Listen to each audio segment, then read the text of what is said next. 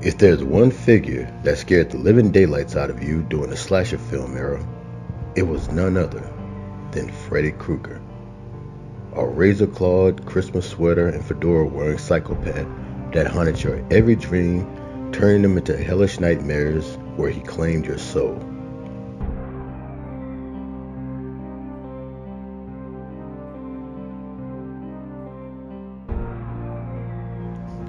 Back in 1941 on Christmas Eve, Amanda Krueger, known as Sister Mary Helena back then, was a nun working at the West Hill Asylum that night.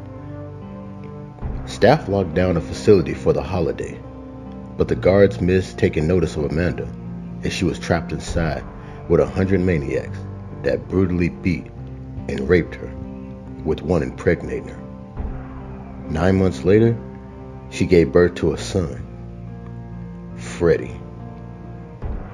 She ended up getting Freddy up for adoption, where he was then raised and abused by his adopted father, Edward Underwood. But the abuse didn't stop there.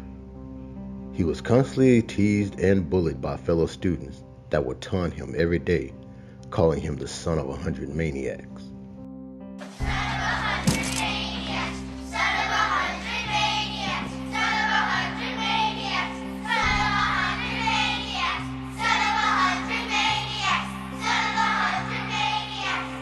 This caused Freddy to develop a psychotic addiction to abusing animals and self-harming. It developed up to a point where he ended up enjoying it. One night while self-harming himself, Freddy's adopted father came to issue his usual abuse, where he would beat Freddy mercilessly with a belt while in a drunken rage. By this time, Freddy was so used to the pain, he stopped feeling it. Having enough of the abuse though, Freddy ended up killing his adopted father, making him the first of many victims to come.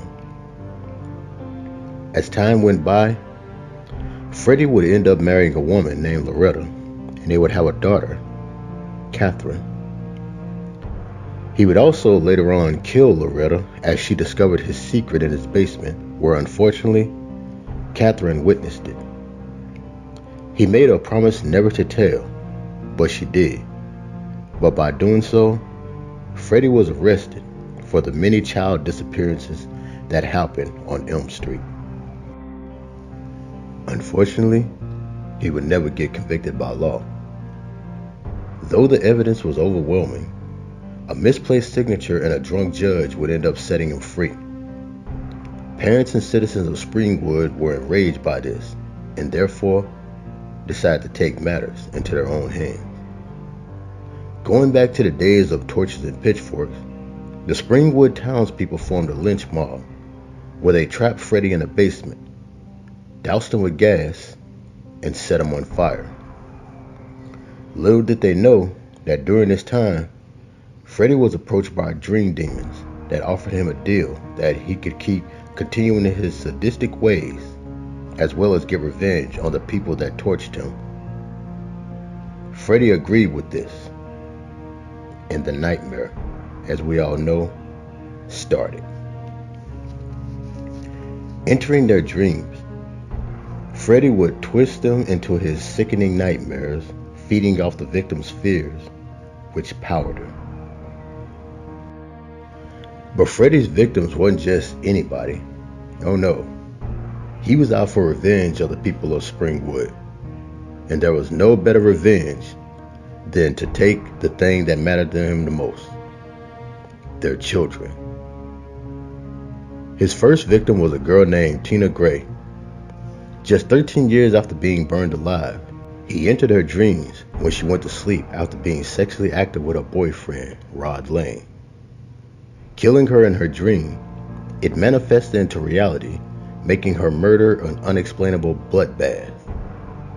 His next victim was Rod Lane, hanging him in a jail cell. Next was Glenn Lance, killing him in his bedroom. He was then beaten and defeated by Nancy Thompson, who, not surprisingly, is the daughter of one of the many citizens of Springwood who helped burn Freddy alive. She thought after that he was dead and gone. Was she wrong? Freddy would go on to claim many victims and get stopped by many heroines on numerous occasions, which eventually led to his showdown with another horror icon, Jason Voorhees. A timeline I'll be speaking about one day in my storyline series. But until then, this is Psycho Rick saying, thanks for watching.